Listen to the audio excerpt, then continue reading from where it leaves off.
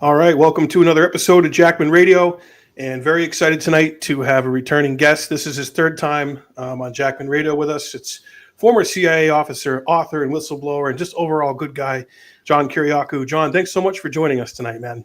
Hey, thanks, guys. My only regret is, last time I was on the show, when we finished, we went out for a pizza and a couple of beers, and we can't do that this time. Yeah, that was great. Yeah, we brought you to Pasta Loft in Milford. Yes. Yeah, one of our favorite spots up here, up the road from. We had a studio for a minute, but I was telling John before we went live, our old producer Ricky moved back to Texas with the family, but we had some good times there. But God, there's just so much been going on in the world, and I was, obviously we've been following the cabinet picks that Trump has, and the news and foreign policy and everything. And I said to Mike, we got to get John back on the show to get his thoughts on everything that's going on. And of course, you wrote a great piece that Consortium published and a couple other places published, just talking a little bit about my good friend Tulsi Gabbard's appointment, nomination to be Director of National Intelligence by Trump. So many things to get to. But first of all, John, how have you been, man? What have you been up to? I've been great, thanks. I had a radio show for a long time, for 7.5 years on Sputnik here in Washington, and sanctions shut us down with literally 1 hour notice. It was 1 hour before the show was supposed to go on, and then I had a TV show called The Whistleblowers that was wildly popular. It ran in 100 countries, and that was shut down too, unfortunately, because of sanctions. The Biden White House was very crafty about these sanctions. They didn't sanction the Russian media. They sanctioned the banks that we use to get our paychecks. So just the act of receiving a paycheck was money laundering. And so They threw us all out of work. So in the meantime, my former colleagues, Michelle Whitty and Ted Roll, and I just started a podcast that's on YouTube called Deprogram. We're going to change the name soon, but we just did our second episode today. It should be posted in like the next hour or so. And I'm writing for Consortium, writing for Covert Action Magazine. And I'm excited to say that starting on January 31st, I'm going to do a speaking tour of Belfast, Dublin, Waterford, and Cork, Ireland, and Manchester, England. So if anybody happens to be in Ireland, No way. Wow. Yeah. And tickets have been for sale for a week. They're half sold out. So get them fast. That's great, man. Who's putting that on? It's called Tigers Lane Studios. It's a production company that has the most popular play in the West End of London right now. It's coming to Broadway in February, called A Night of Murder. Wow, starring Hillary Clinton. Wow, so you're going all over, John. That's amazing. I'm excited about it. It's kind of a new thing for me, a new opportunity. And they're going to bring you around to these. Are they like theaters, or are they? Yeah, in Ireland. We're starting with hotel ballrooms. Okay. We're going to do 50 dates in England. Whoa. And they're going to be all theaters, mostly local theaters. Then we're going to go to Australia, New Zealand, and then Canada, then continental Europe, and finish the year in the Middle East. Whoa! That's wow! Wild. I feel like the Irish have a penchant not just for the drink but also for the truth. And I think he'll be well received over there, I think. Mike, in all seriousness, I think that is exactly right. In fact, I'm going to give interviews to 2 Irish newspapers tomorrow about the event, and they've asked very specific questions that they sent me a half dozen questions just to think about. So they are warriors for the truth. Yes. That's exactly what they want to discuss. Wow, that's I'm exciting. excited. They're not going to be like, is it really like James Bond? Is it John? No. You have to wear a tux when you go inside it. They're not going to like that. They're not going to go there. No, here I can wear this when I go on stage, huh? Oh, there it is, guys. There it is. Yeah, we had a comment. Yeah, hopefully John is wearing the infamous SpongeBob shirt. He's got it, guys. We saw your comment. Worn. It's a little worn. And I mentioned on another podcast that I didn't really think about the historical significance of it. So I wore it to paint my living room one time, and I got paint all over it. But, better late than never. It lives on. It's like Old Glory. Yeah. Yeah, and I watched I watched most of your debate with Andrew Bustamante, man. That was what a discussion you guys are having. I mean, what do you make of that guy? Do you think is he just like still currently in? He's just a PR dude, or do you think he's really out? I think he's out. But honest to God, man, I never met somebody who was so obviously an apologist for literally everything that the CIA does. Andrew's a nice guy. I liked him. We even exchanged numbers. I like him. And it was fun to debate him. But he's irrationally pro-CIA. Yeah. What you're talking about was the Danny Jones podcast in Concrete. Tampa. Yeah. Concrete, correct. Yeah, that guy does a great show. He's had on John Newman. He's had on Jim DiEugenio, all kinds of great guests. Yeah, big people he gets. It's really something. He's got hundreds of thousands of followers and millions of views. It's a lot of fun going down there. I've done that podcast 3 times. And he mentioned to me over a year ago, he said, hey, would you be interested in debating Andrew Bustamante? And I said, sure, that sounds like fun. And then you guys have known me long enough. We've been friends for a decade. I don't prepare for these things, right? Because I figure if I don't know it by now, I'm not going to learn it between now and when the podcast starts. So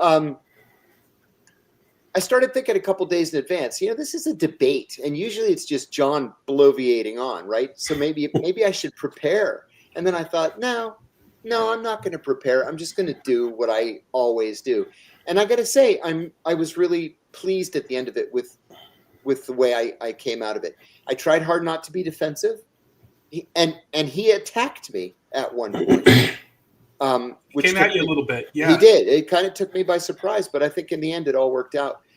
He spent 7 years at the agency as what's called a SOO, a Special Operations Officer. He was not a case officer.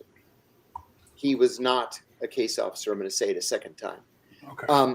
He was an operations support officer. So if I need somebody to do surveillance or counter surveillance for me, I need somebody to fill out my paperwork because I'm too busy doing other stuff. That's what those guys do. So and then he wasn't grabbing Abu Zubaydah's earwax. No, sir. Okay. He wasn't covert or had cover, or did he? He may have had cover, but he's so out there publicly now. Right. I wonder if he ever had cover, or if it was what's called either notional cover, which is just as needed, or nominal cover, which is light cover. Where do you work? Oh, I work at the Pentagon. Oh, okay. That's light cover. Right. Yeah, no, that was an interesting chat. You tell him, though, John, if he wants to debate the Kennedy assassination, Governor Ventura is ready to go. We'll go down together. You know my feelings about Governor Jesse Ventura. I friggin' love that guy. And his son Tyrell is a dear friend. I just can't say enough wonderful things about the two of them. Patriots both. They really are. Both of them. Yeah. Yeah. And you want to talk Kennedy assassination, talk to Aaron Good too. Oh my God. We had him on. Yeah. Oh, Aaron he's amazing as well. Just amazing. Yeah, he's good with the granular and kind of the more off the beaten path stuff. And I think Peter Dale Scott is a big mentor of his. Yeah, big mentor. And another thing about Aaron too is it's not just the JFK assassination. He can go just as deep on RFK and on Martin Luther King. He's that good. Yeah, I think he was in that series. They haven't released all of it, but 4 Who Died Trying that came out last year. They released part 1. I watched part 1. It was awesome. Yeah, that was great really work. Good. Yeah, and Mike, you wrote a review for part of that, didn't you? For the for Bobby's Super PAC. Yeah, for American Values, I wrote a review for that came out. That's the only piece I've written for them thus far. But real quickly, let me ask you guys a question. Speaking of Bobby, what do you think about HHS? His appointment as the secretary. I think he's going to get it. I think he's going to get it too. I feel really good about it. Not only that, John, I think that Bernie and Cory Booker are going to vote for him. That'll be the icing on the cake. I do. I think Bernie knows this is kind of his last. This is it for him. He's 80. What is he, Mike? 82, 83 years old? 83 this year, yeah. Like yeah, he's near the end of his career.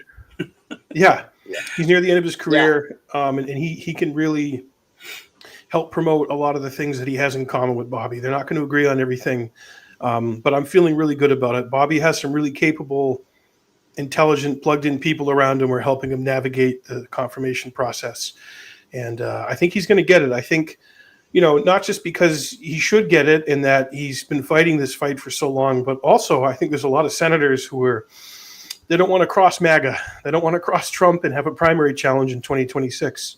And it's interesting that you say that. I think that's exactly correct. And the reason why I also think it's interesting is that from the moment that Donald Trump puts his right hand in the air on January 20th, he's a lame duck. So technically, nobody owes him anything. Right. In reality, he is just as fearsome now as he was on January 20th, 2017. And you're right. Nobody dares cross him. No, I mean, Jody Ernst, just seeing her, she kind of did a quick about face and a 180 on Hegseth. Boy, did she. Real fast.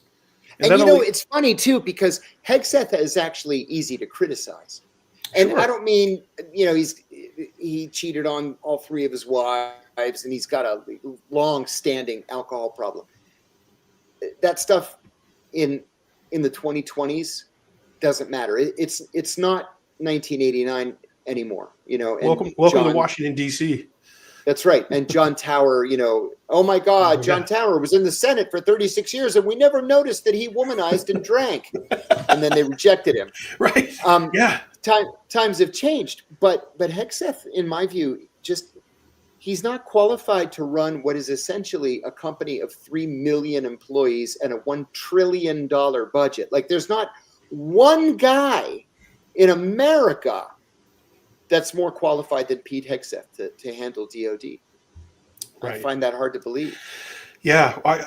We had Jim Webb Jr. on Bobby's campaign when I worked for him as an advisor. Very and cool. I've always thrown out Jim Webb's name for anything with Trump. And I know everybody does, but I think he's reluctant to get back into the scrum. You think he's done? I think he just doesn't enjoy it. Yeah. But that guy, those are the people you want.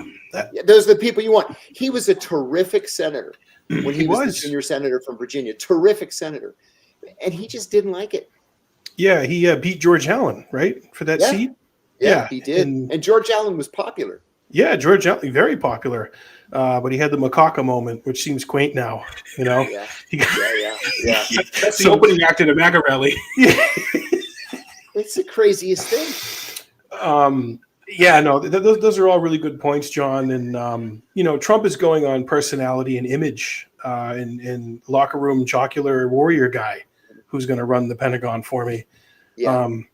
But if Hegseth is going to make it, then that clears the way for Tulsi. Everybody's going to make it. Everyone's going to make it. Gates, I think Trump threw Gates out there as a weather balloon, as to test it. Totally agree. How far can I push this thing? Which is also a very Washington thing to do. Yeah, a very Washington thing to do. Yeah. So in your piece, John, the week that Trump announced Tulsi for DNI, you mentioned some of the haters, Rep. Abigail Spanberger, talking about Tulsi, of course, bringing up Assad and bringing up Putin. What do you make of the letter or the people like Bolton and the Blob and the establishment coming out against her? What do you make of that? Oh, I would consider that to be a badge of honor, and I think she already does consider it to be a badge of honor. Let's, for example, look at at her 2017 trip to Damascus. First of all, members of Congress can go literally anywhere in the world that they want as part of their own personal fact-finding, right? You're a member of Congress. In her case, she was serving on the Armed Services Committee at the time. She's a member of the majority party at the time.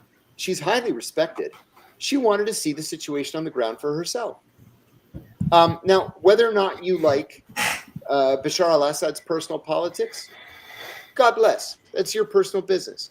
But the truth of the matter is that until Saturday, the Syrian government was secular.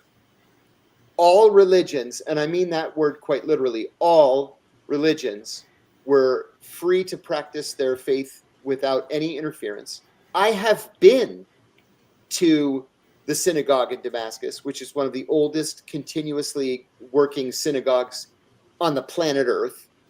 I've been to the Greek Orthodox Cathedral in Damascus. It was packed to the gills. The vice president of Syria was a Christian until Saturday. Members of the cabinet were Christians. There are Christians and women and minorities in the Syrian parliament. Okay? Now that's all out the window. Now, whatever this government ends up being in the end, and we can call it ISIS or Daesh or Hezbollah or Hayat Tahrir al-Sham or Al-Nusra. Al-Qaeda? Al-Nusra Front, Al-Qaeda, exactly. We can call it any of those things. It is not secular, and it does not allow the free practice of faiths other than Sunni Islam. Yeah, they're not going to protect Christians. They won't protect Christians. 10% of the Syrian population is Christian. 10%. And I mean, they've been Christians since the time of Christ. And the Druze, they're a big minority too, right? That's right. The Druze are in southwestern Syria. And they're all on the road carrying their belongings on their backs, trying to get out too. Now, I mean, John, when you first heard about from Idlib is where a lot of them came from, right? For this to final overthrow, the speed of it and how rapid it was in the back of your mind, where you're like, "What the hell?" I mean, the Turks hit the sweet spot. So the Turks could not have timed this any better. It's complicated, right? So the Turks have long put pressure on Syria all along that border. It's a very long, very dusty, desolate border. They decided to leave the Syrian Kurds on their own. It's not worth going to war because the United States supports the Syrian Kurds. So outside the area of control of Syria's Kurds is Turkish control. Now, for all intents and purposes, Hezbollah has been destroyed. As a military force, it no longer exists. It's a political party, but militarily, it's done. And I mean, for like at least the next 6 to 12 months, it's done. So they don't have to worry about Hezbollah coming to the aid of the Assad government. That solves a big problem for Israel too. And I'll get to that in a few seconds. Number two, the Russians are bogged down in Ukraine. They have bigger fish to fry right now. Number three, though, and I think this one is really important. The Israelis have repeatedly attacked Iran in the last 18 months, and the Iranian responses have been very, very soft. You know, can you imagine if a foreign country blew up a residential home in the center of Washington and killed an invited guest of the American government? We would go completely batshit crazy, launching rockets at everybody. And the Iranians are like, oh, dang, the Israelis killed Ismail Haniyeh. Dang it, right in the center of Tehran. Well, now what are we going to do? Oh, well, we'll find somebody to replace it. Fire a potato gun at them. Fire a potato gun, which is exactly what they did. The Israelis bombed the Iranian consulate in Syria, which is a violation of international law, the Vienna Convention. They killed 2 generals, and the Iranians are like, dang, we should probably retaliate. Let's send 700 slow-motion drones and warn the Israeli government in advance that they're coming to allow them to shoot down 693 of them. So the Turks calculated, we do this, the Russians aren't coming in, Hezbollah can't come in, the Iranians are afraid to come in, and nobody's going to stop us. And that's exactly what they did. And then as soon as the Israelis saw that the Turks are doing all the heavy lifting for them, they have moved into Syrian territory with tanks, violating the 1974 non-aggression pact that they had with the Syrian government. And as of 4 hours ago, which was the last time I checked, the Israelis have bombed 350 military sites around Syria. Wow. 350 sites. And what's the Russian reaction? The Ministry of Defense of Russia yesterday released a statement saying that they hoped that the new government of Syria would respect the sanctity of Russia's military bases in the country. You're and they're right. like, no, we're not. And they took everything except the Navy base so far. Wow. And then Assad showed up at the palace with Putin. And another thing, too. A week ago Saturday, Assad and his entire family went to Moscow. And there were some rumblings. Oh, is he fleeing? Why did he take his family? He met with Putin, came straight back to Damascus, but left his family in Moscow. Mm-hmm. And then over the course of the week, last week, there were 4 flights with the same plane between Damascus and Moscow, apparently taking plane loads of cash, his personal possessions, artwork, and then he just runs away. Poof, it's all over. Wow. Yeah, it's funny because there's a lot of footage of people looting the palace and they're stealing all these nice ornate chairs. So maybe they got everything else out before. I suspect so, because I'll tell you what, those chairs you can get for $150 in the souk. Nancy Pelosi had better ones on J6 Nancy at her desk. Pelosi, she had exactly the same side table. They're all over the place. You can get them everywhere. They had their own little J6, you know? Yeah, it's just so wild. So, I mean, propping up all these rebel groups, and there's what, 5 or 6 really big ones? Yeah. Would you say? Yes. Including a group of what they call independent resistance that kind of makes a semicircle around the U.S. presence. Okay. They're just former Al-Qaeda people that we pay. Now, in your estimation, John, is it British intelligence, the Israelis in America, who really are the ones funding and getting the resources and the training and the weapons to these guys? Yeah, it's primarily the United States and Turkey. The Israelis do it a little bit more indirectly, but yeah, you've hit it on the head. And I would even say that the French intelligence service is probably in deeper than the British are. Really? Yeah, because Syria and Lebanon used to be French colonies, and the French still like to keep their hand in things. Okay. So yeah. could it be may I add one other thing? I'm sorry, Mike, to interrupt you. Oh yeah, I've written this little anecdote in the past, but I think that it kind of puts things into perspective. When I got divorced in 2000, I had my kids for a long weekend, and they really, really wanted to go to see a WWE show. So I got tickets in Madison Square Garden. And so we're watching, SmackDown is what it was. And I don't know what the heck's going on. So my oldest at the time was, he was like 8 or 9. And I said to him, I said, buddy, I don't understand. Which one is the good guy? And he said, well, that's just it, Dad. There is no good guy. And that's the situation in Syria. There is no good guy. So it's not like you have to intellectually struggle through this to figure out which one's the good guy, which one's the bad guy. There are no good guys. They're all murderous tyrants, all of them. It's just that some are slightly less murderous than others. That's what I said to you, Mike, on the ride home today. I said, none of them are good. And Trump was saying people are getting their heads chopped off, and Jeb Bush wants to talk about my tone. Okay. I mean, seriously, did you see Trump's post on Truth Social? I shared it. I shared it everywhere, and I said, this is why I publicly supported Donald Trump this time around. If just for this, and he sticks to this, we'll do a little bit better the next 4 years. Yes, agreed. Do you feel that way too, John? Don't get involved. They're not our friends. It's not our fight. Don't get involved. Jelani there, John. He was just a little bit Al-Qaeda when he was 19. When we were teenagers, we all go through an emo or a goth phase. Could it be that Al-Qaeda was a goth phase when he was 19? Do you think he's shaken it, or do you think he's still pretty big on the Al-Qaeda in the 9/11?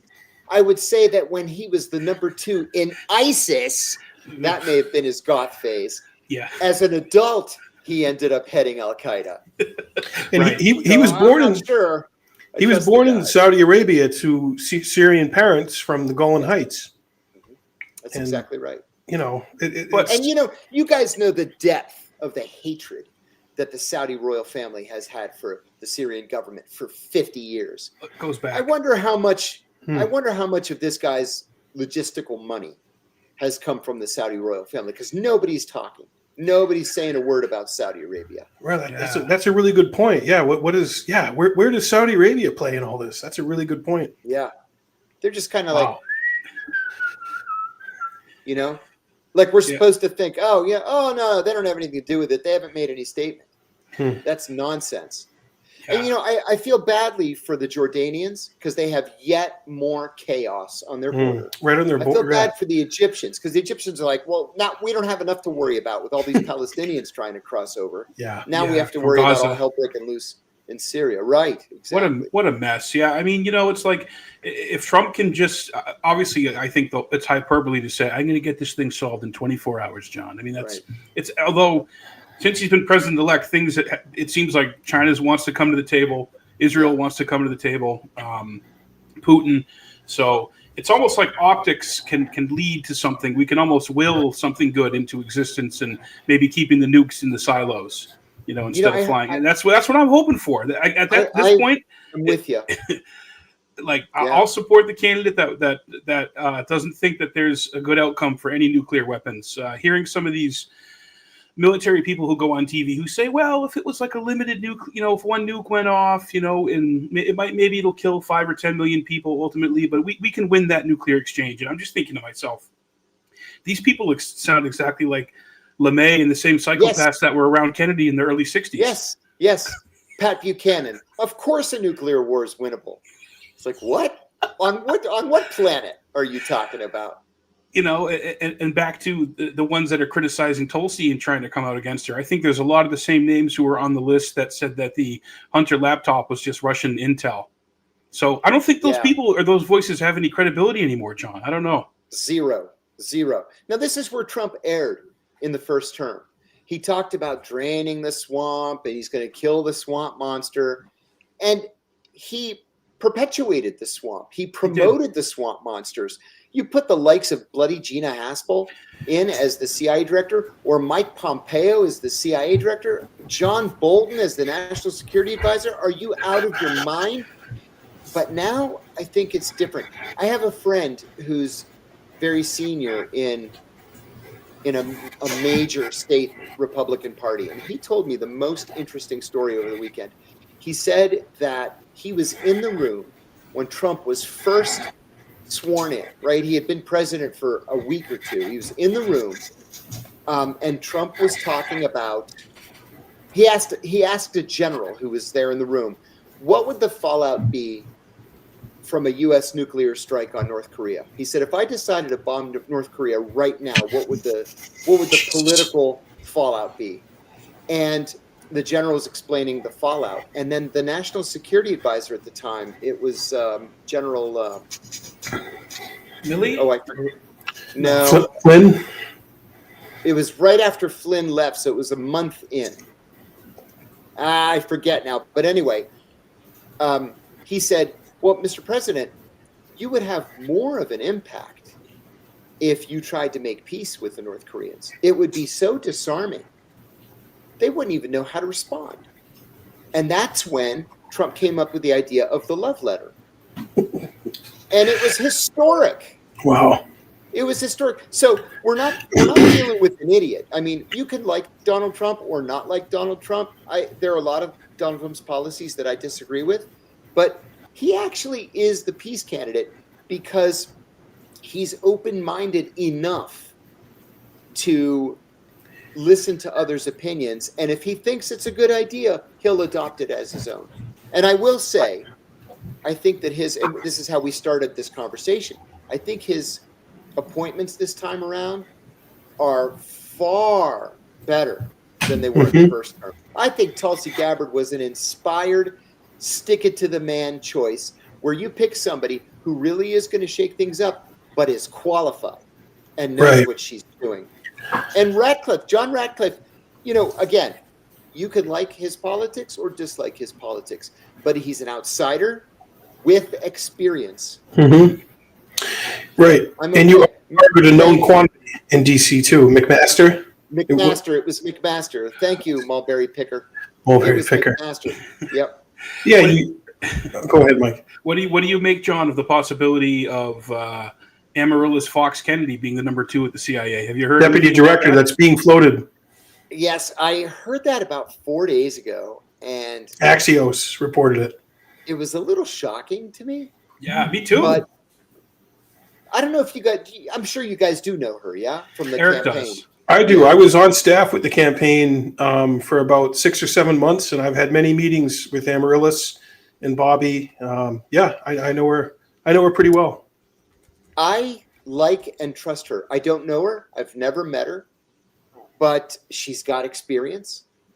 And I'll tell you guys a funny story. When I first got hired at the CIA, I was a junior analyst, and I got hired with a group of analysts. There were like 5 or 6 of us. And at the 1-year mark, you go to meet with your division chief. So you're like a GS9, and he's an SIS 3 or 4. So he's, what is that? 6. He's 9 or 10 grades above you.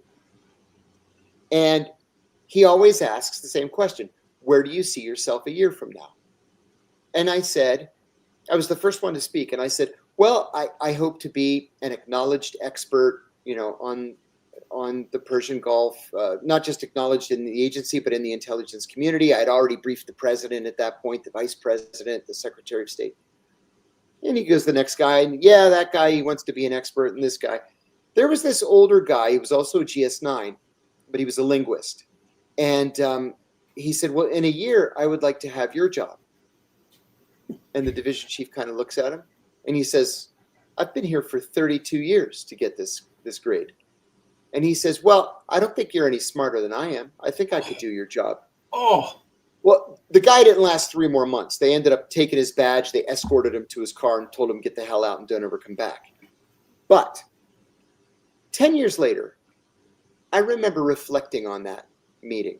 Now, once you hit the 10-year mark in your career, that's where the men are separated from the boys, and you can sort of see who's going to make it into the senior service and who's not. At that 10-year mark, I remember reflecting back and thinking, he probably could have done the division chief's job. It wasn't that hard. Either you're good at managing people or you're not. Some people are just born to manage, and some are brilliant and just can't. They can't manage out of a paper bag. Amaryllis Fox left the CIA when she was a GS-12 or GS-13, and she went into the media and into documentary filmmaking and had a second career, a second life. Just because she left as a GS-12 or 13 doesn't mean that she can't run the CIA, especially 15 years later with all this experience. And so I hope she does get this job. I think that she would shake things up.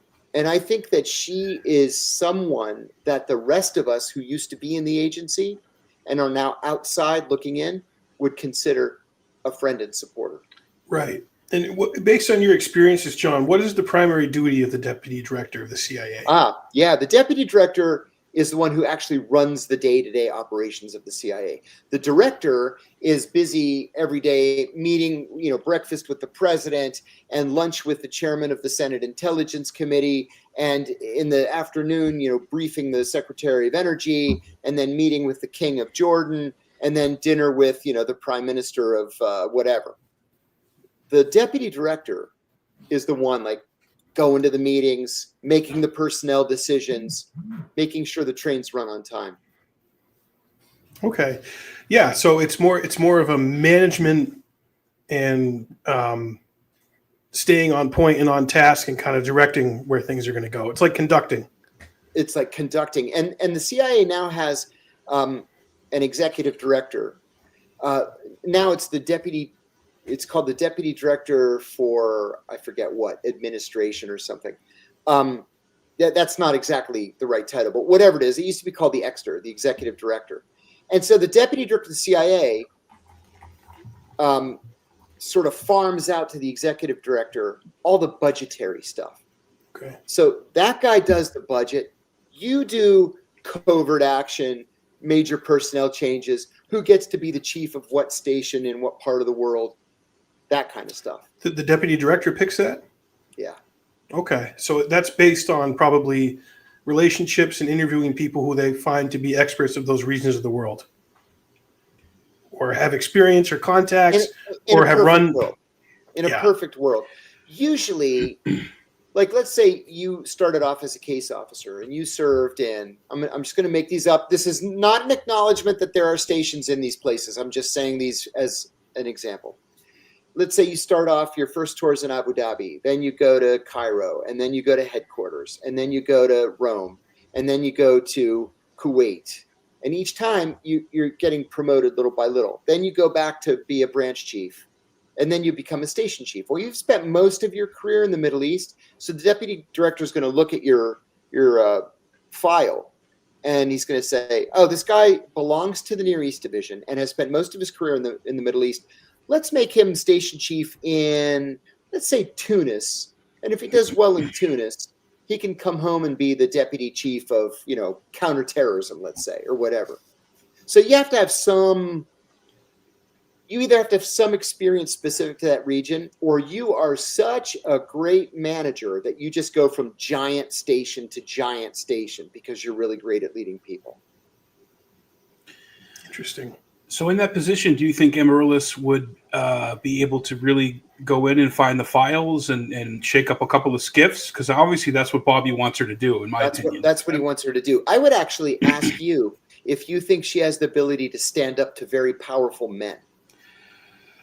I mean, if her book is to be believed, and I think that she released her book without clearing it with the agency, or there were some issues with that. I love that. That's some major guts.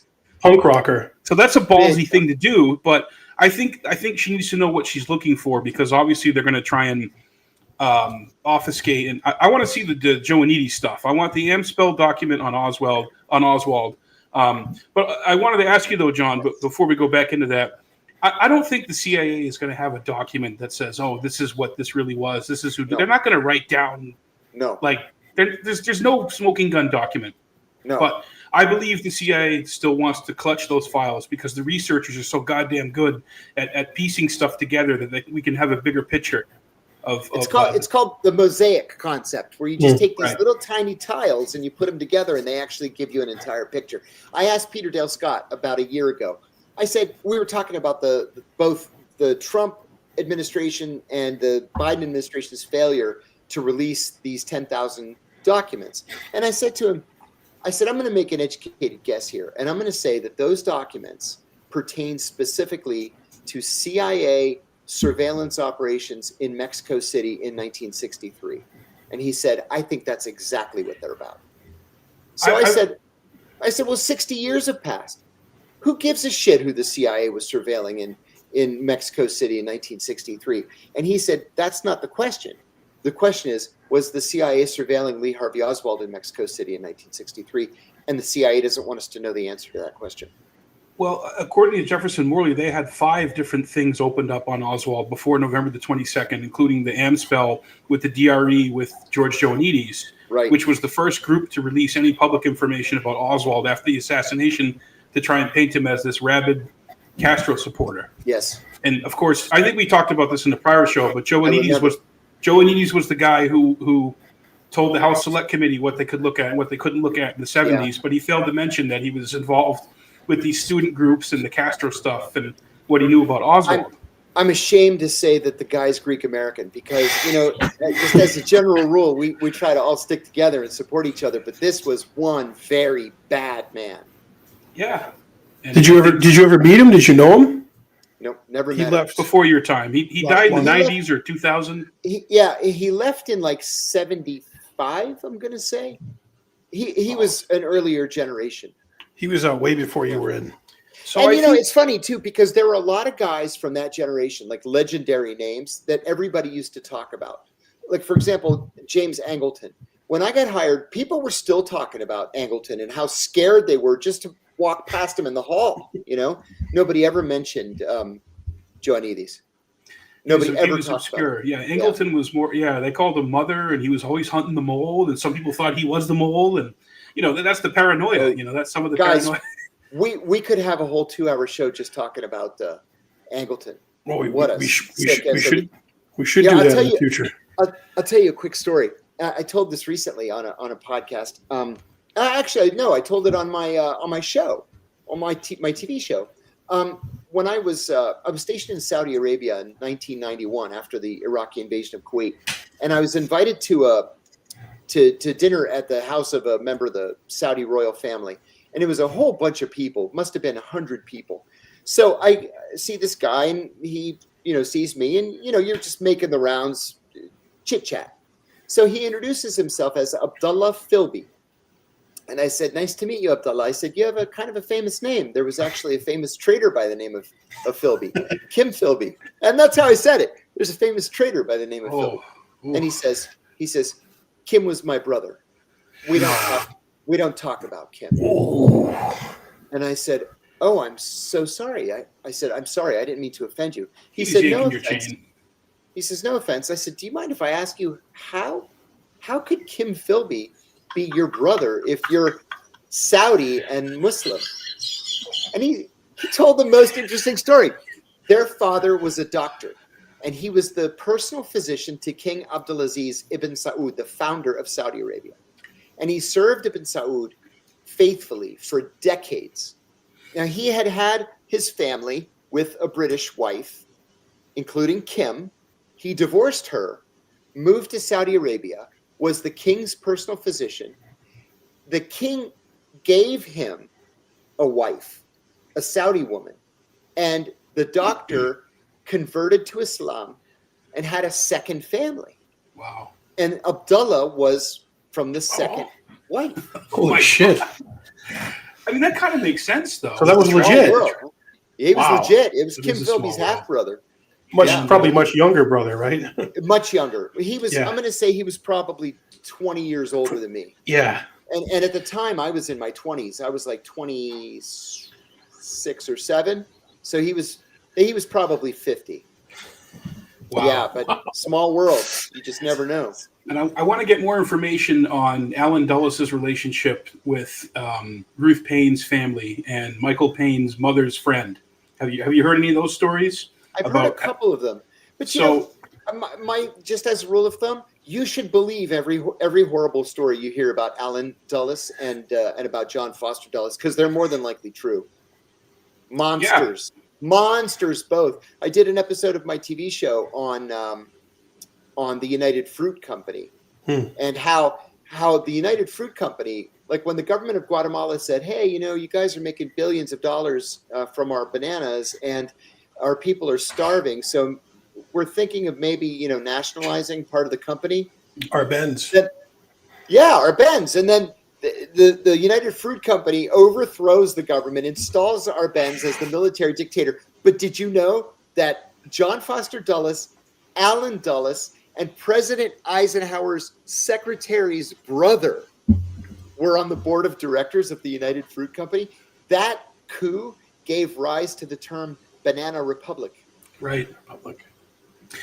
Right. Exactly. Crazy. And so arguably the number one or number two person who testified to the Warren Commission in 1964 to bury Lee Harvey Oswald and convince everyone of his guilt, Ruth Payne, her sister was a psychiatrist for the CIA for 5 years, but she also lied about. And working on the predecessor of MKUltra. Right.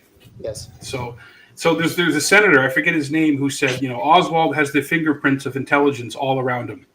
So I think he was probably being run around, and maybe he was trying to infiltrate a plot, because the Chicago plot, there was an informant named Lee who warned about what was going to happen, and this was 3 weeks before Dallas, and it didn't go down. So. Yeah, I think he was totally set up, and I think there's still a lot of information out there that can illustrate that could still be released.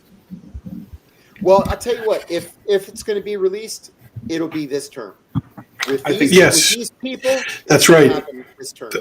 That's right. Bobby's committed to it, and when Bobby endorsed Trump there in Arizona after he suspended his campaign in August, Trump said there on stage in front of everybody, I'm going to have a special presidential commission on assassinations, and we're going to get all the files out. So we got to hold Trump to that, and we got people around Trump and Bobby and Amaryllis and Tulsi, and even Vivek. We had Vivek Ramaswamy on this show. That guy actually knows his stuff pretty well. He's a pretty sharp. He's a pretty sharp dude. He's a sharp dude. Yeah, Doge. Yeah, he is. Yeah. Do you think, John, it's possible for the pardon? Do you think the pardon could get some more legs? Your pardon for maybe not through Rudy, but not through Rudy. Look, I can't go to an ATM. I can't buy a hair dye. I can't I can't get cash. I can't get an Uber. I wanted to punch him in the face. It has to be a business expense. Yeah. Did you know that his dad was a muscle guy for the Gambino family? Yeah, I knew his dad was connected to the mob. I didn't know the specifics. Yeah. I don't want to say too much, but, Bobby tweeted that on his first day as president, he would pardon Julian Assange, Ed Snowden, and me. Mm-hmm. I remember that tweet. He's been very kind to me. I will admit that he's not answered my most recent text, but the guy's busy. I'm a little busy right now, John. I'm busy right now, John. And a buddy of mine he's a member of the transition team, is his hand holder. And so he told me, hey, buddy, we're busy right now, so just be patient. I have some very important supporters. You know what? I should probably leave it there. Yeah. You don't have to. I'll put it this way. I'm very optimistic. That's just what I wanted to ask, because that's how I feel too. The first time we sat down with Tulsi, John, we asked her. We brought your name up, and she said she was going to look at it. So I think Tulsi knows who you are too. No, she definitely does. Thank you. Yeah. I hope so. I have always liked her and respected her. She and I both spoke at an anti-war event a year ago, February, and I tried to chat her up. I was there with Dennis Kucinich, and I don't know. I don't want to get my hopes up too much, just because I'll invariably be disappointed. But when Donald Trump talks publicly about pardoning Julian Assange and Ed Snowden, I know I'm part of that conversation. Yeah, and in anything Mike and I can do, anytime we have anyone's ear, we always bring up your story. And I say, if I could pick someone to get pardoned, it has to be John Kiriakou, who went to federal prison for 2 years for standing up and having some huge balls and courage and doing the right thing. That wasn't easy. And thank you very much. I appreciate that. It shouldn't be forgotten. So, we mentioned Deputy Director of the CIA. Now, in your view, the Director of National Intelligence, if you had to explain to someone who has no idea what they do, what does the Director of National Intelligence do? The Director of National Intelligence is in charge of the overall budget for the entire intelligence community and what is called the overall OD for the community. That's the operating directive. So DNI sounds like it's senior to Director of CIA. The Director of the CIA is a more important position, but it's almost like comparing apples and oranges. So what the DNI does is the DNI, in the beginning, the DNI had a staff of 15. And now the DNI has a staff of more like 8,000. It's grown rather quickly and unnecessarily. Wow. Yeah. So they've transferred a couple things from CIA to DNI, like the President's Daily Brief is now an ODNI publication. That's cool, because everybody should, not everybody, but CIA, DIA, NSA, and INR, state INR, ought to have the ability to write for it. It shouldn't be a CIA exclusive publication. Now it's not. Budget. The CIA's budget is, the import of the CIA's budget is 98%. Everybody else is 2%. So ODNI has authority over that. But the operating directive is really, really, really important. So, so it goes from 0, which is the most important, to 5, which is the least important. So 0 means they're coming over the wall. We got to do something right this second. So tier 0 would be war in the Middle East, Russia, Ukraine, China. Tier 1 might be nuclear proliferation, counterterrorism, Iran. Tier 2 is going to be that next level down, Cuba, Venezuela, whatever. And then 3 means, if you get around to it. 4 means, there's an analyst down the hall who's interested. And 5 means don't waste your time. So it's the DNI who all year long is going through hundreds of thousands, millions of cables, liaising with cabinet members and sub-cabinet members to try to get to what every person, what every stakeholder has on his or her plate that the intelligence community can collect on. It's more of a coordination position than anything else. Coordinator, and you're overseeing and maybe trying to corral the 17 intelligence agencies.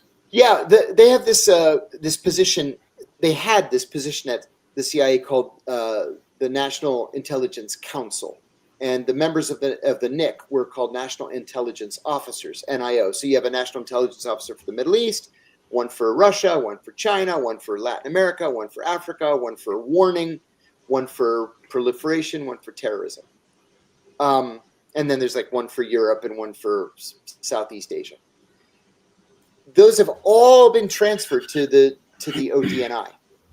And so what they do is they'll write something called a sense of the community memorandum, or a national intelligence estimate, or a special national intelligence estimate. And time used to be where those were written exclusively by CIA or INR.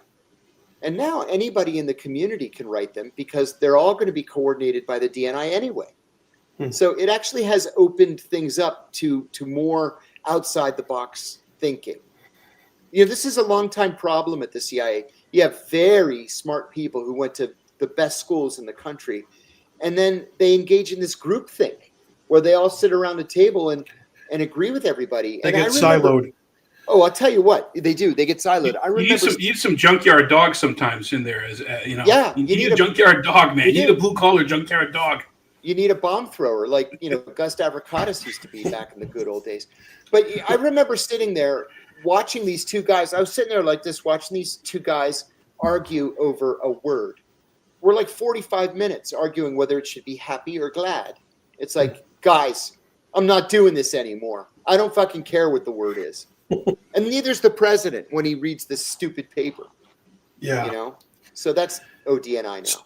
So DNI is one of the only cabinet members, though I have this right, that it does a PDB, like a daily briefing of POTUS. Correct. Every day. Every day, 6 days a week. So Tulsi she'll be going in there briefing Trump every day on all of this. She will be sitting in on the briefing. The PDB staff has a director, and the director is also the editor of the PDB. He always is the president's briefer.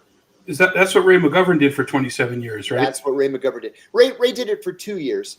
It took the other. Oh, I'm sorry. He was in for 27 years. Yeah, right. Yeah. It took the other 25 to work his way up to that. If you're an analyst, if you're an analyst and you're not the deputy director for intelligence, that's the job you want. That's the most important job in the directorate. Yes. Presidential daily brief. Yeah, because if Tulsi does get confirmed, she will have the ear of the king. 6 days a week. So will Marco Rubio, right? And so will some of the other. You made that point in your piece, John, so brilliantly. Yes. So are these neocons? You need somebody who's tough enough to stand up to these neocons. I think she is, man. I know she is. She is. I think so too. I know she is an inspired choice. Yeah. Yeah. I know she is. I think even a lot of people in the establishment are like, holy shit, we really do got to try something different, man. This is bad. Another billion for Ukraine. Even the average Americans who don't pay attention to this shit are tired of all this. So this is why I support. You guys are going to think I'm nuts. This is why I support the nomination of Kash Patel to head the FBI. Okay, I probably disagree with Kash Patel on 99% of the issues, but you need somebody who's going to rip that fucking place down to its bare studs, scatter everybody out all over the country, rebuild it, and then make them stick to the original reasons for even creating an FBI in the first place. To their charter, yeah. And I think that they're going to find J. Edgar Hoover's dresses. They're going to find the dresses. Yeah. It's time. I think they are. Let's get them out there. That's right. Let's just be honest with ourselves here. It's 2024. We can rebrand J. Edgar Hoover as woke. That is right. There's a great moment in that movie, J. Edgar by Clint Eastwood. I don't know if you've seen the film. I have, yeah. Where he's like looking over from his office at the next inauguration and the next inauguration, and he was in there for what, 8 or 9 different presidents. Yeah, he was there for 48. He was director for 48 years. So, which is nuts. This is kind of what I tell people. Like, presidents they come and go, but this beheat. I'm sorry to interrupt you, Mike. My next book, which has been delayed for 2 years for reasons that are not clear to me. It's about Washington, D.C. historic cemeteries. And one of the most interesting stories in the book is about J. Edgar Hoover's grave at Congressional Cemetery in Southeast Washington. Do they give the flag to Clyde Tolson? Is that true? Or the house? Clyde Tolson lived next door, but he really just owned the house next door. They lived together. And then when Hoover died, he lived in Hoover's house and was the executor of Hoover's estate. They clearly lived as a married couple. I mean, before it came out that Armie Hammer was kind of low-key a cannibal, I thought that was a great performance as Clyde Tolson. Agreed. Well, I'll tell you one of the things in this cemeteries book. Hoover's buried in Congressional Cemetery, and they buried him in kind of a prominent place. So there's a famous. Oh my God, his name is escaping me right now. He was an Army officer, and he outed himself as a gay man in 1976 and was on the cover of Time magazine. And all it said on the cover, it was just him standing there, and it said, "I am a homosexual." So wow. He forced the Air Force to dismiss him, and then he sued the Air Force, and he won. And it went all the way up to the Supreme Court, and he won. But he ended up taking a payout. Leonard Matlovich. Thank you, Leonard Matlovich. So Leonard Matlovich in 1982 contracted AIDS. And that was a death sentence in 1982. They didn't even call it AIDS at the time. They called it gay cancer. And so just to stick it to J. Edgar Hoover, he decided to buy a plot as close to Hoover as he could get.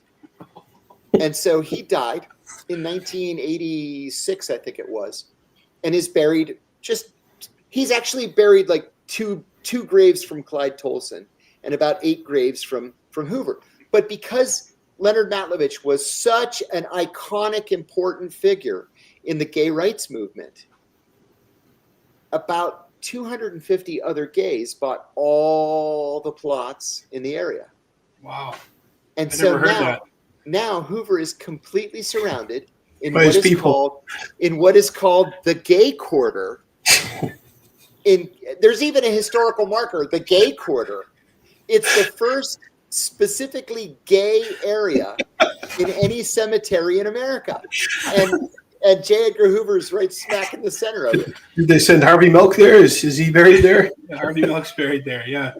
Oh, man. Wow, Lindsey Graham has to be buried there with honors, John, with high honors. Right? Like, we can't be the only ones who think that Lindsey Graham's gay, right? Well, look, if I become president, John, my sister going to be first lady, okay? We going to drink absinthe. My sister, then my mother, and then another woman from the debutantes ball will be first lady. Exactly. Wow, I never heard that story. Did you hear the story about the comedian who bought a plot next to Lee Harvey Oswald's grave? No. So when you go down to Fort Worth to the cemetery where Oswald is buried, and you ask at the front, I want to see the Oswald grave. They don't tell people anymore. But this comedian bought a gravestone with the name Nick Beef. And there is no Nick Beef. It's a fictitious grave. So if you ask for Nick Beef, they'll point you where that is, and it's right next to Oswald's grave. Okay. Thank you for that tip. So, John, next time we come down to D.C., I'll take it. J. Edgar Hoover is – so he's not in Arlington, right? He's not in Arlington? No. Yeah. No, sir. Congressional Cemetery. He has a different eternal flame, That's right. Dude, oh my God! And it's in such a great area. It just like 30 feet in front of him, there are these 2 obelisks, and they're for these 2 sisters. And I mean, you look at them and you say, "Oh, it's some 19th century spinsters, whatever." No, they owned the most important, the biggest whorehouse in Washington. It is now, it is what is now the Smithsonian Museum of the American Indian. It's right at the foot of Capitol Hill. So all the Right representatives can just walk down the hill on their lunch hour, go to the warehouse, and then walk back up the hill. And their house is now Marymount University in Arlington. Wow. Charlie Wilson had to have had an office there. Well, hey, there's a new documentary about Lincoln's bunkmate and how saying Lincoln was gay. Have you heard that story, that theory? I heard that. I actually read that. I'm kind of a Lincoln aficionado. I'm a Lincoln collector. I own a blood-soaked scrap of the pillowcase that he died on. Oh my shit! Really? Yeah. And you have to follow the provenance. It's all about the provenance. I own 3 strands of his hair that the doctor pulled out to get to the bullet, to dig the bullet out of his brain. And I own an 11. How much you spent for that? Yeah, it's expensive. And I that mean, was your first CIA retirement went towards that. Yeah, these are not like from eBay. These are from Sotheby's, and these are Horcruxes. Yeah, yes, with impeccable provenances. I own a piece of the gallows that the conspirators were hanged on, and I've got an 11.5-inch strip of wallpaper from the room that he died in. The only thing I ever got outbid on, and I kick myself, this was like 10 years ago, was the original key to his tomb. I lost that. I dropped out at 6,000. It ended up going for like 9,000. I just couldn't. That's okay. Yeah. I mean, it's just a skeleton key. I couldn't. I mean, is it true the bed was too small to rest him on? The bed was his legs were hanging over the bed? They had to lay him diagonally on the bed because his legs were hanging off. Yeah. One of the first things that really got me interested in politics and American history was a trip in 8th grade called American Heritage Tour that we took with another school. And we actually went to Ford's Theater where Lincoln was shot. It's magnificent, isn't it? It's amazing that it's still there, and they got the box there with the it's like a red, white, and blue flat bunting. Yeah, bunting. I'll tell you one other thing too. I went to a museum with my kids once and my wife in Baltimore, and it was called the Sideshow Museum. It's defunct now, and it was stuff from 19th century sideshows. And they had this shadow box about that big, with a dried out turd in it.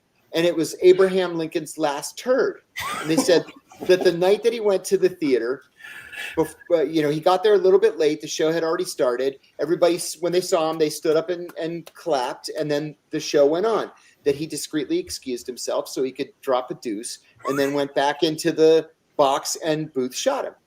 So I'm like, oh my God. And I'm taking pictures of it, right? Like I had never even heard of this before. And it was from some circus sideshow. Well, then 6 months later, the museum goes out of business, and they decide to auction off all the holdings. And I said to my wife, I'm buying Lincoln's turd. I'm buying it. She's like, she says, absolutely not. You have no idea what the provenance is. That's why you got divorced. That was why you got that was one of the many reasons. So I said, I'm buying it. So it was the Dookie from Caddyshack. It was the fucking Baby Ruth bar. There's like a grain of rice sticking out of it.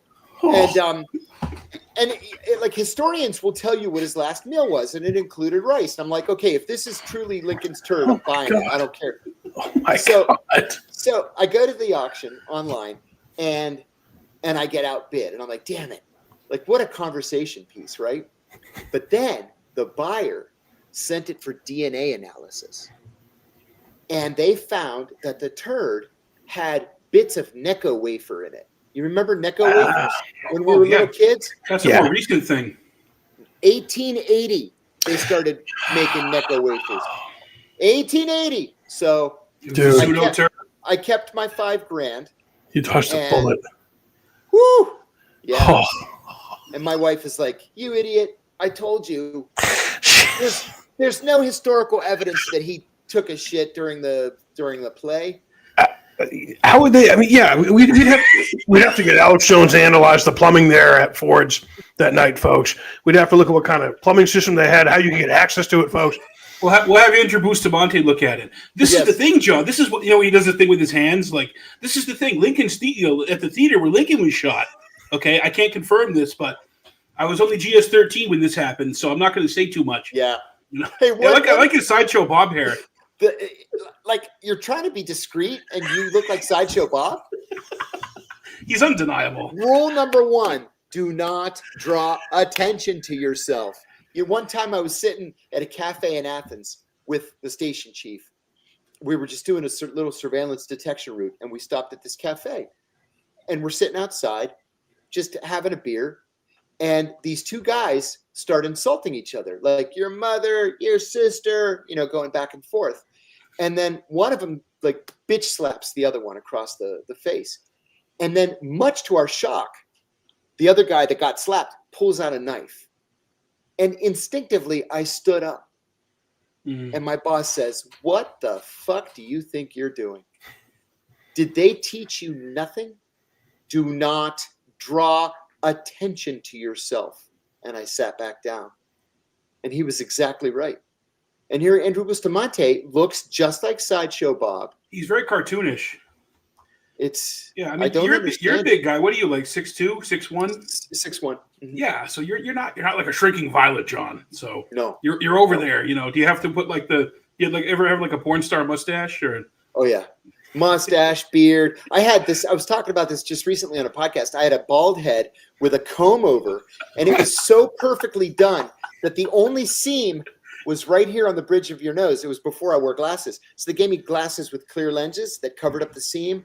I went into the ambassador's office with the station chief, and he said, "Ambassador, I'd like to introduce you to one of our experts came from Washington." And he says, "Oh, hi, how are you? Nice to meet you." And I said, "I'm doing well, thanks. How are you?" He said, "I'm doing well. Who are you here to see?" And I go like this. I go, "Actually, I'm here to see you." And I pulled it off. And he just goes. He shit his pants. And he's like, "Oh, my God, you guys always amaze me." Oh, my God. Now, doing a good impersonation, is that a good skill for an officer? If you can do a good like vocal or verbal accent or impersonation? Without a doubt. I told a story the other day. I was on a plane once from Milan to Sofia, Bulgaria. And I never talk to people on planes. I hate it. I just mind my business. I read. Yeah. I just apologize because I take up 2 seats because of my head. I'd like to apologize in advance. So I'm sitting next to this Italian guy who won't shut his mouth. Italian? Really? Italian, yeah, seriously. Who wouldn't shut up? Imagine. So he says, "So what do you do for a living?" And I was like, "I'm in import-export." And he said, "Oh, well, what do you import-export?" And I was like, whatever I can make money on." "Well, that sounds kind of mysterious." Finally, I go, "Look, I smuggle women and cigarettes from Eastern Europe. Okay, you happy now?" And he goes like this. He goes, "Oh, I don't think I approve." I said, "I didn't fucking ask for your approval. Shut the fuck up." And then he sat there like this the rest of the flight. It's like, fine. He didn't say anything. Nothing. Not a word. The rest of the flight. Right. So don't draw attention to yourself, John. But there are times you do have to peacock a little bit to kind of kind of like keep your cover. Nip it in the bud. That's right. Master of disguise style, like Dana Carvey. I think Dana Carvey would be a good asset or an agent. I mean, I'm not a fan of SNL now, man, but he brought the church lady back last weekend. It was fucking phenomenal. Yeah. Just as good as it always was. He is. He's almost 70 years old, and he's still crazy. And had like heart replacement or open. He almost died. Yeah, something. He had a lawsuit because of that, because the doctors messed up his surgery, and he almost sadly one of his sons just died a year or two ago, I think, from overdose. Overdose. Yeah, I saw that. Awful. But he's a big inspiration for us for like impersonations and comedy, and you guys do it right. You really do. I fooled my sister one time. I have to say, I called my house one time, pretending to be one of my friends asking for me, and my sister answered the phone. And she thought it was my friend. So, that's great. That was like back in high school. But Eric, we got a couple chats here. We're over the hour mark. I know we said about an hour, but we got a couple chats for John or comments. Or I know you mentioned you wanted to see some chats. Yeah, they know your Pennsylvania background, John. Can the Pirates do something in this baseball market? Not so long as Nutting owns the team. Oh, man. Listen, I drive up to Pittsburgh 4 or 5 times a season to go see the Pirates. I freaking love the Pirates. I don't care how bad they are. I just love the Pirates. But now we've got this kid, this phenom, who is going to win the Cy Young next year. He just won the Rookie of the Year this season. His name's Paul Skeens. This kid is a phenom. He's going to be, a Juan Soto kind of baseball player, but as a pitcher. And the Pirates are going to do nothing to give him hitting support. Nothing. So long as Nutting owns the team. The Pittsburgh Post-Gazette had an analysis of this the other day, where the Pirates have the third lowest payroll in all of baseball. It's like $38 million. But they take in like $56 million after all expenses. And all that money goes right into Nutting's pocket. So why would he want to spend money to make a real team when he's making so much money now? It makes me sick because, when I grew up north of Pittsburgh, it was in the 70s. We won the World Series in 71. We won the World Series in 79. We made the playoffs like literally every single year of the 1970s. These guys were legends. My first baseball game that my dad ever took me to, Roberto Clemente was in right field. Willie Stargell was in left field. Manny Sanguillen behind the plate. I mean, these guys were legends, Hall of Famers. Now they're just like jokes that just bounce back and forth between Pittsburgh and the minor leagues. It's really sad. So they're not going to do that well then this year. You're not holding out hope. No. We always start off strong and then just fade in August and September and end up 10, 20 games under 500. It's embarrassing. Right. Yeah, the Red Sox were 81-81 last season. Yeah. It was pretty cool. On Bobby's campaign, I actually worked and become good friends with a young fella. He's probably 8-9 years younger than me. He's Carl Yastrzemski's grandson. Oh, how cool is that? Which was cool. Yeah. So that was. I met Ulysses S. Grant VI. Wow. He is a plumber in St. Louis, Missouri. Really? Wow. My ex-wife spent a day working with Teddy Roosevelt IV. Yep. He's a banker on Wall Street. How's it related to Kermit and the Fall of Mossadegh? Yeah. Well, it's funny that you bring that up, Mike, because Bob Scheer is a great friend of mine. Bob is a 2-time Pulitzer Prize winner. He was at the Los Angeles Times for decades. He's the one that did the famous interview with Jimmy Carter during the 76 campaign, and he got Carter to say that he had lusted in his heart. That was like a headline, if you can imagine it. I remember that. Well, I wasn't alive, but I know the story you're talking. I know that particular headline. So he told me when he was a brand new journalist, he told his wife, I would love to interview Kermit Roosevelt. And I want to ask him about Mossadegh and the overthrow of the Iranian government. Whoa. And so she said, then call him. And he said it had never occurred to him just to find a number and call him. So back then, all the newsrooms in all the big cities had telephone books from all around the country. So he gets a Washington, D.C. phone book. And sure enough, here's Kermit Roosevelt listed in the Washington phone book. And he's living in some old folks' home up by the zoo. So he calls him, says who he is. I want to do an interview. Kermit Roosevelt had never done an interview before, but he was at the very end of his life. And so he decided for posterity, he's going to do it. And he gave such an in-depth interview to Bob Scheer that Bob was able to tell for the first time the unvarnished story of the overthrow of the Iranian government in 1953. Now, subsequently, we've learned that most of what Kermit said was bullshit.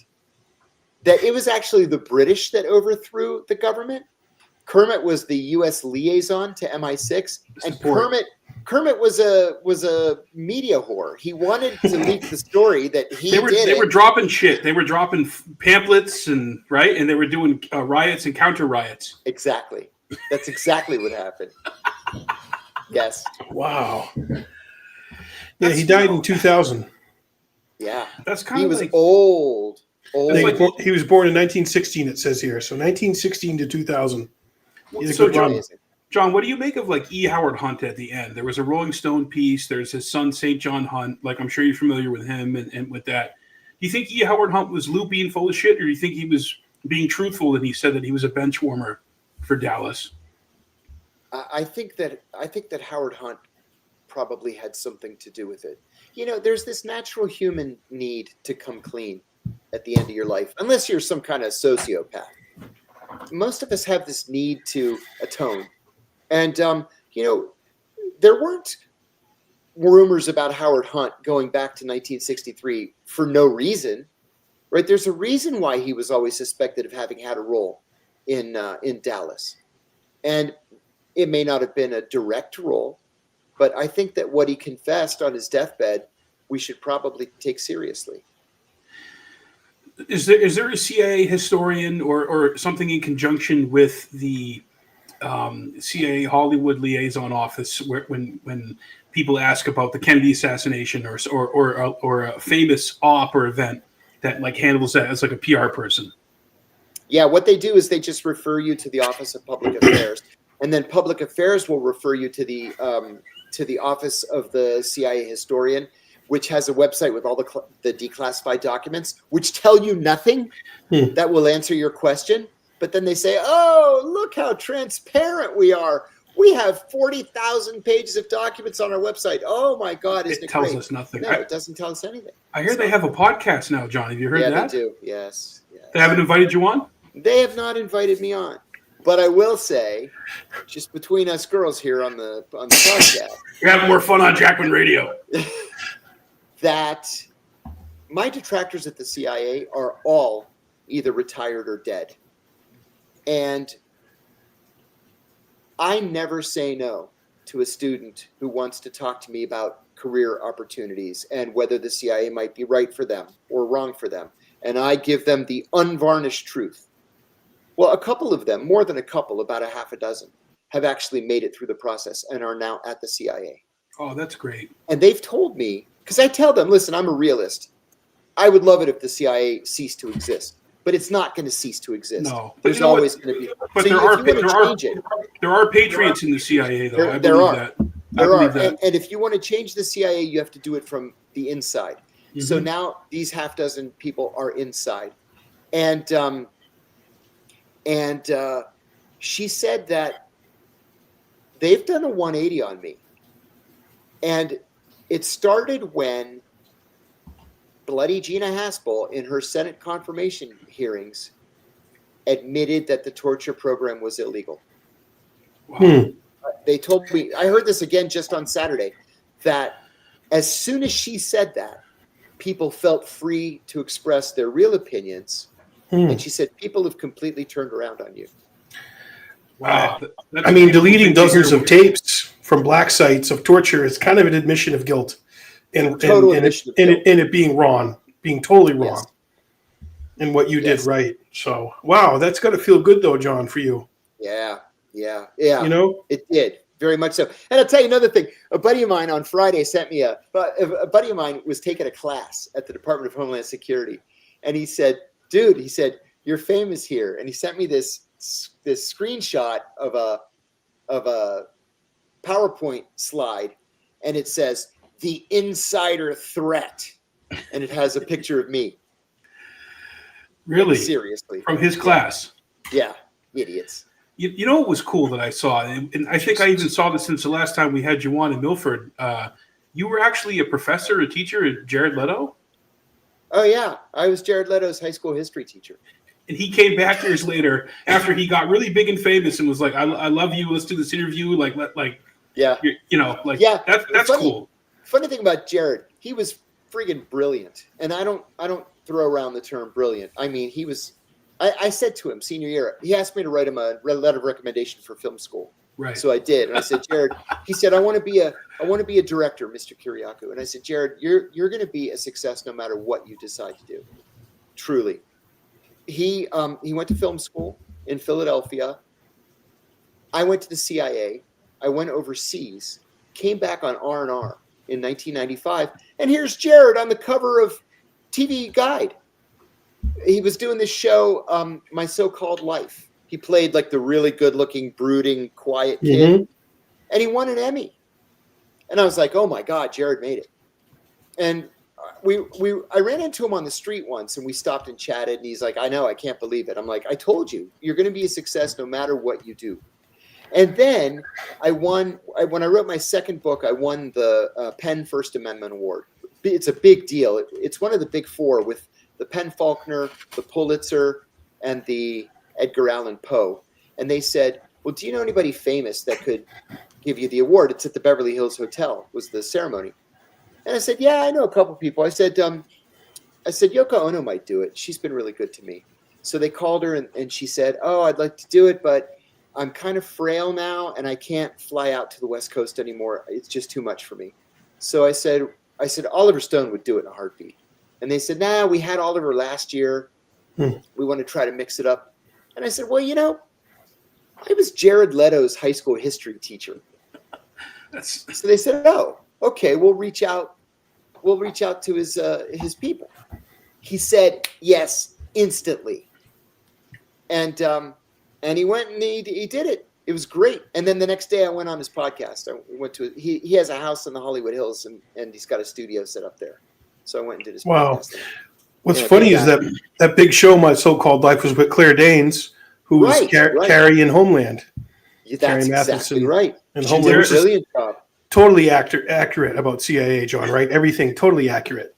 Totally accurate. The only thing that was inaccurate was if you go nuts, they send you away until you're not nuts anymore. You can't just go nuts and keep doing the job.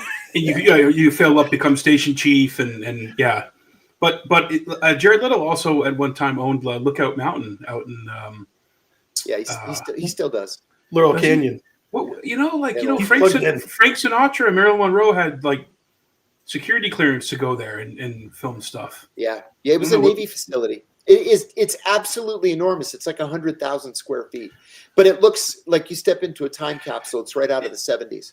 Have you been there? Yeah. Mm-hmm. Yeah. Wow. It's a shithole. Yeah. It's going to take $100 million. Look, John, it's California. Okay. Of course it's a shithole. Okay. Excuse me. It's Gavin Newsom's backyard. Of course it's a shithole. Yeah. It's going to be a shithole.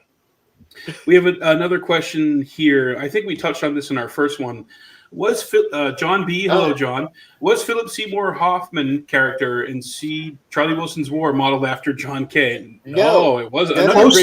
Close though. Close. Well, thank you. No, the Philip Seymour Hoffman character was modeled after my mentor and friend Gus Avrakatis. And the only difference between Philip Seymour Hoffman and Gus in real life was that Gus had a far filthier mouth and was more violent than Philip Seymour Hoffman was in the movie. One time, Gus and I were talking in the office. Oh, I'll never forget it.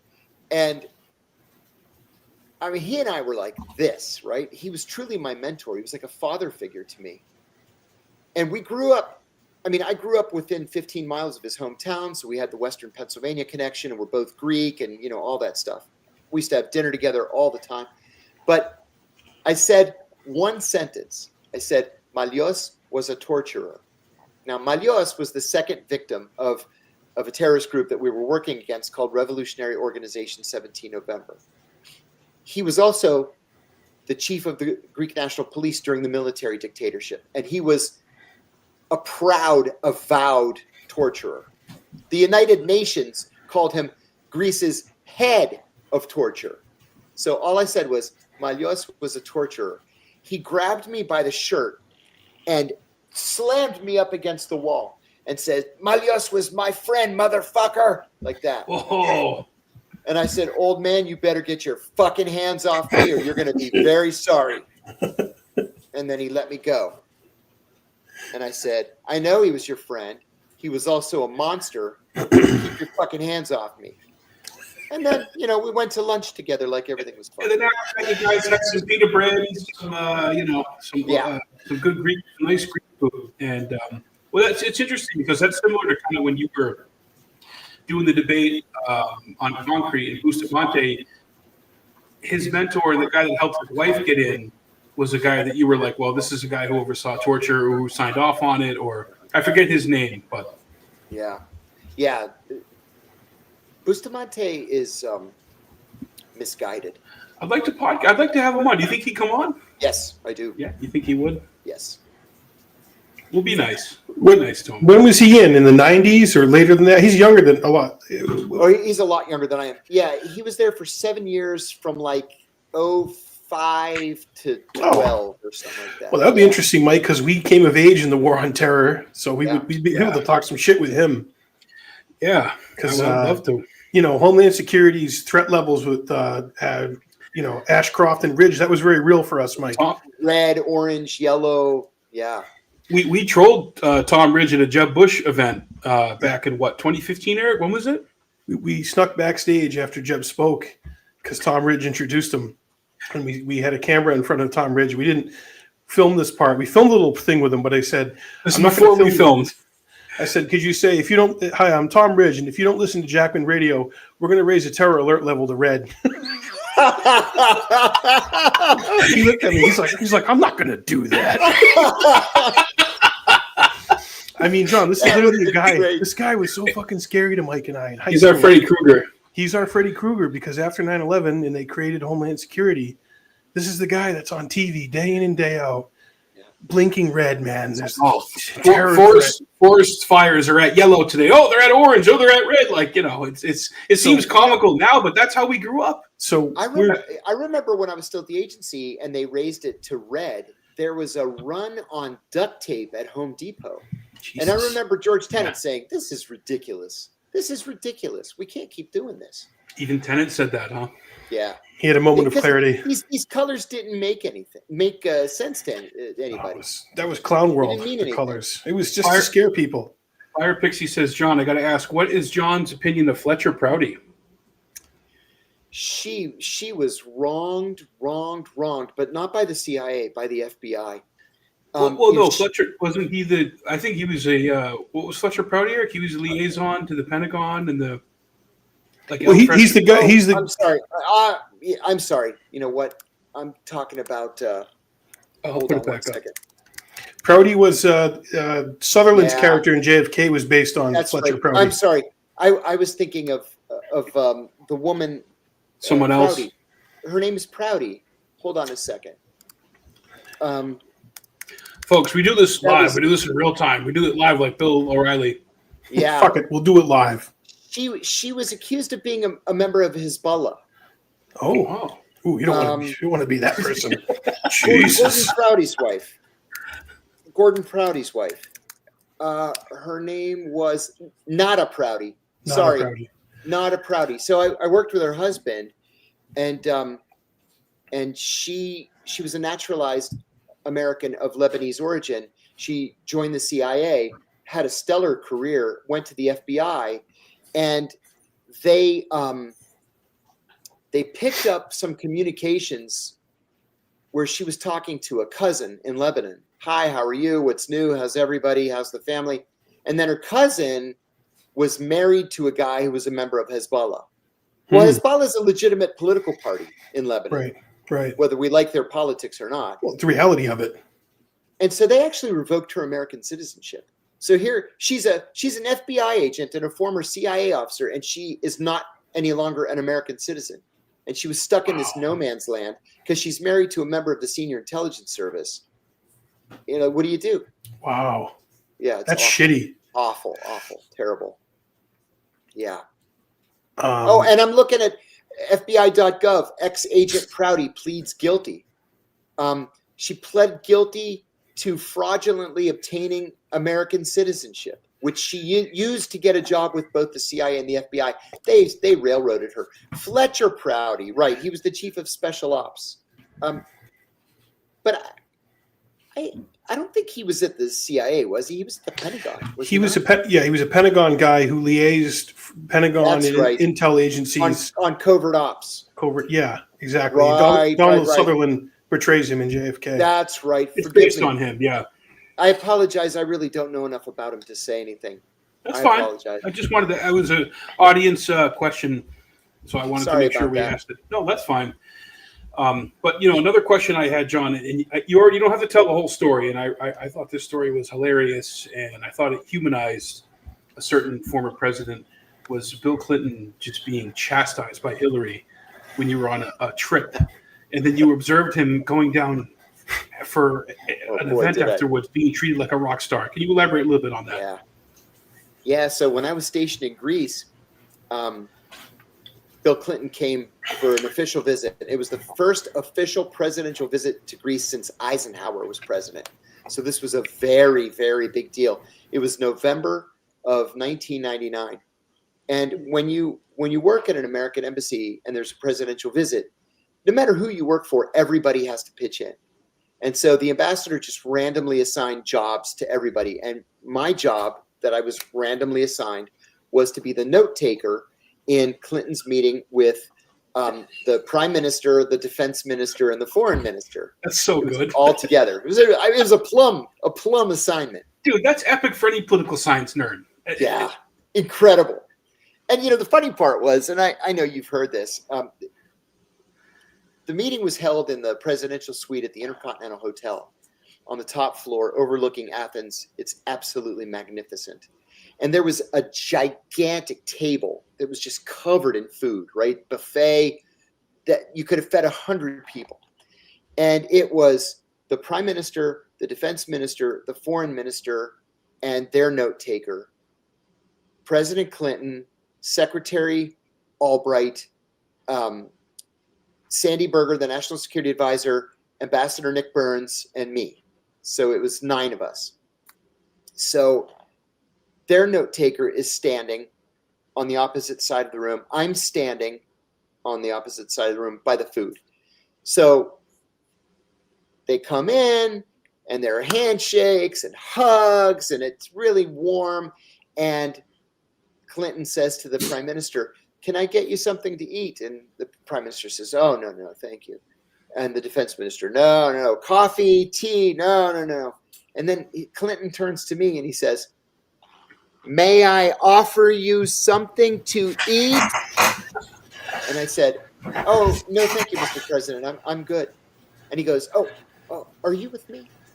And I said, "Yes, sir, I'm with you."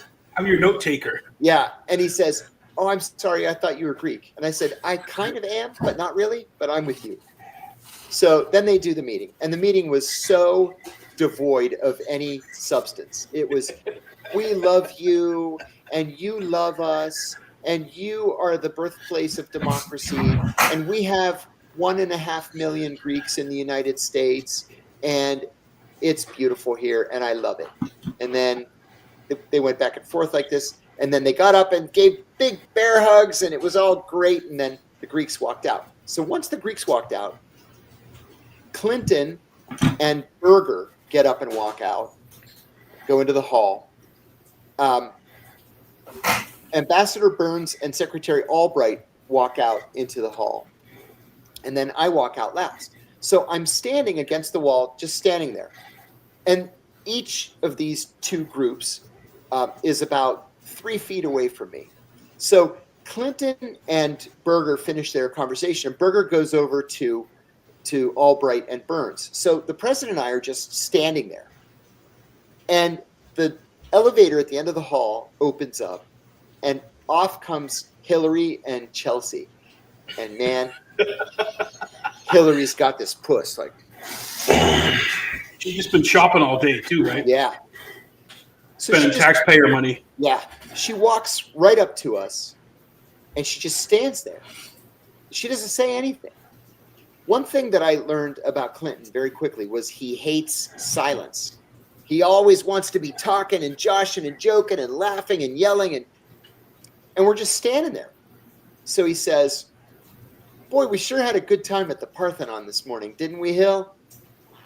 She's just looking at him like this. Now, mind you, this is months after the Monica Lewinsky thing. So she's still pissed off. It's bad. So she doesn't respond. And he repeats himself.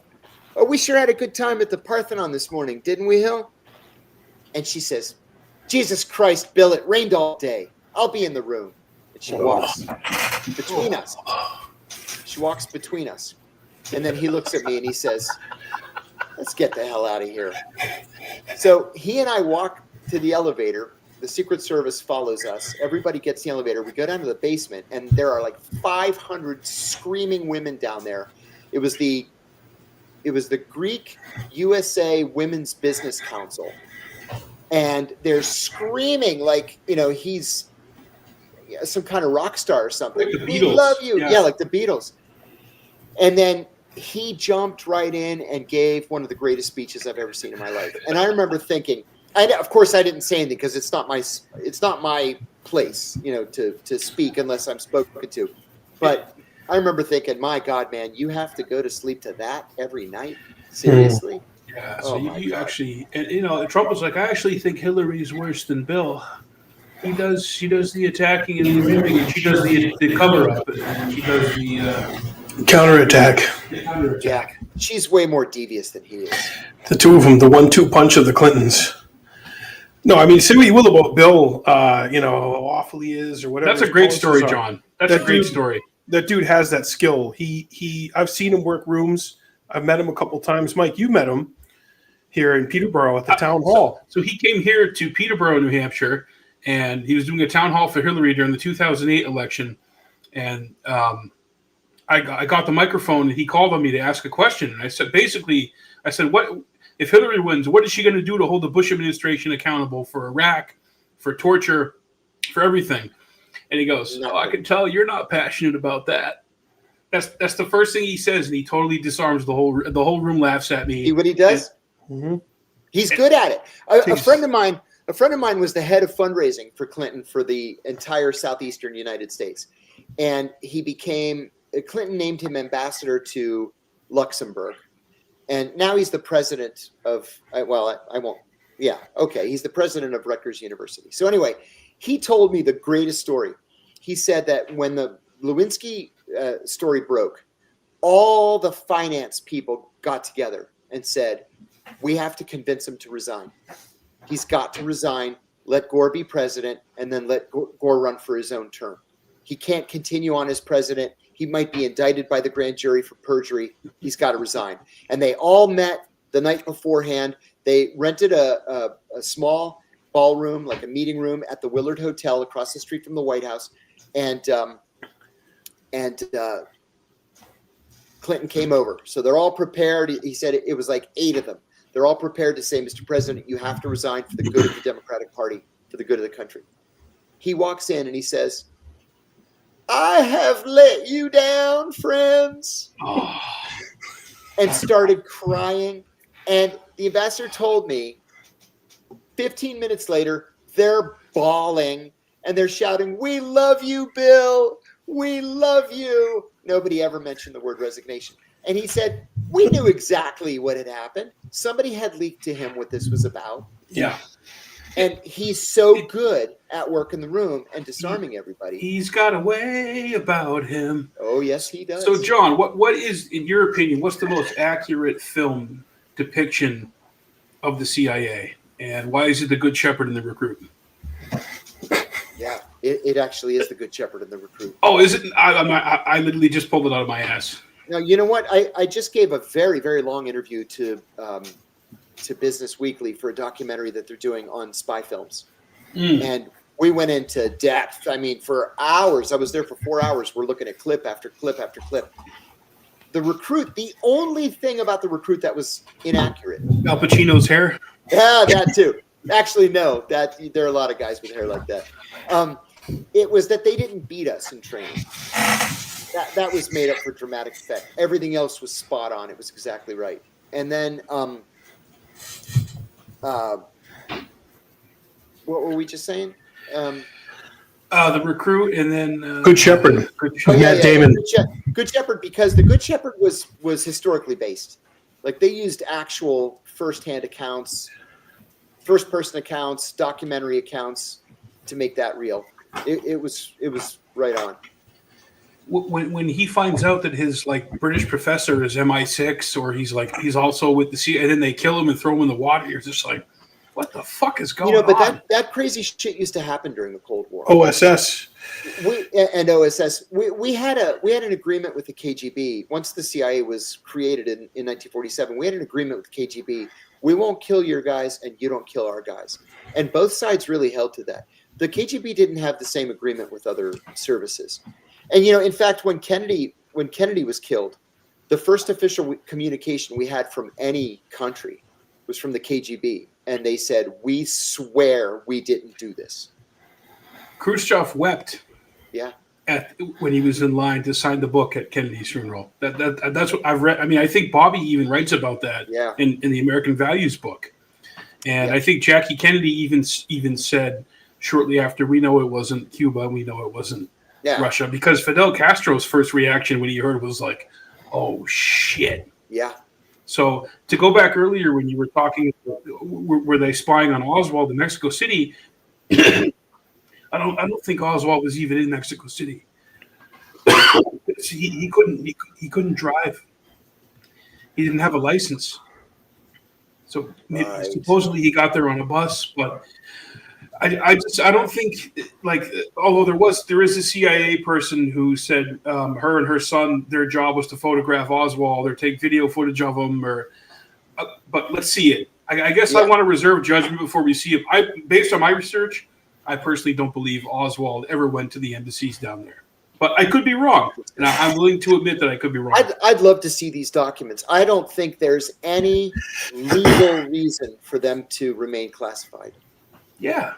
Especially since Congress has mandated that they be declassified.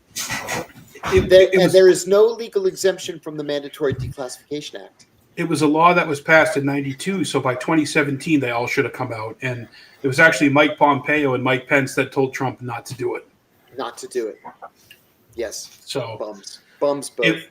If it was just Oswald and there's no conspiracy and it's 3 shots from the book depository behind Kennedy, none of them should be classified because they're all long dead, right? Exactly. Precisely. So, yeah, we want to get that all out there, and that's the hope that we have with Trump and Bobby and Tulsi and everyone who's in there around him. And I'm with you, John, on Kash Patel.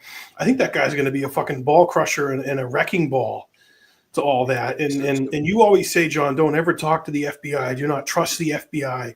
No. They will fuck you 4 ways from Sunday. They will. You know what? I want to read you something if we have a minute. And I apologize that we have gone so long. No, well, John, we can do this as long as you want to do it, man. We don't want to waste your time. Well, so then I will forward to this. I will leave everybody on this note.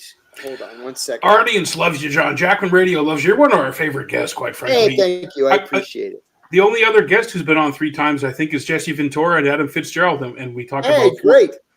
So you're part of a good company. Yeah, you're part of a. Yeah, he's in the Greek Hall of Fame, though, Eric. I think he's the only.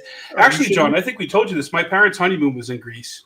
I remember that. We talked about that. 1984. So it holds a special place in my heart. I love it. Here it is. I want to read this to you. I received this as an email on Saturday. It says, John, it's nice to finally speak with you. I've been watching your YouTube interviews and I love all the content, and I've been wanting to reach out to you for many years. I'm one of the FBI agents who would like to personally apologize to you for the disgraceful way that the FBI and our government treated you. I worked with both FBI headquarters and the Washington field office on your case, and I know many of the personnel that you're familiar with. That case was directed and driven by senior officials. It was a political case. The mid-level and street personnel were against it from the beginning, but nevertheless, we followed orders. I've always felt bad about that case and for the way you were treated, and I wanted to personally apologize. Sincerely, and then he signs it. Whoa, really? You How you like that? How do you like them apples? That's beautiful. You know what? The tide's turning, everybody. I think the tide's turning. Is. The tide's turning. You know what? I think the people are ready for truth. We're ready for a John Kiriakou pardon. We're ready for Tulsi, a DNI, and we're ready for all the Kennedy shit to come out, no matter how it lands. Let's have a truth and reconciliation, and let's move forward as a country. Amen to that. Thanks for having me, you guys. It's always great seeing you. I only regret I'm not going to be in New Hampshire until a couple of weeks from now, so we can't go out to Milford again. But I'd love it. Well, hey, if you're up here, you're visiting family, we would love to take you out for a beer. I'd love it. And I'll be with my son. I'll bring him too. Oh, hell yeah. It's awesome. We got a great brewery here in our neighborhood. We'd love to bring you and your son too. Done.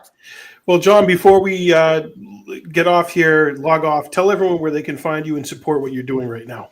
Thank you. I put literally everything that I do on Substack. So it's just under my name, John Kiriakou. It's called Loud and Clear with John Kiriakou or by John Kiriakou, something. Just if you just put in John Kiriakou, it all pops up.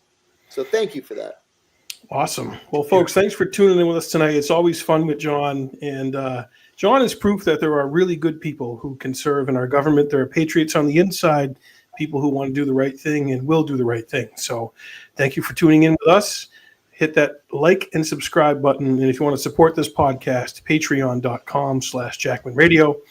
And we will be back again soon with another episode. Thank you, everybody, and take care and have a great night.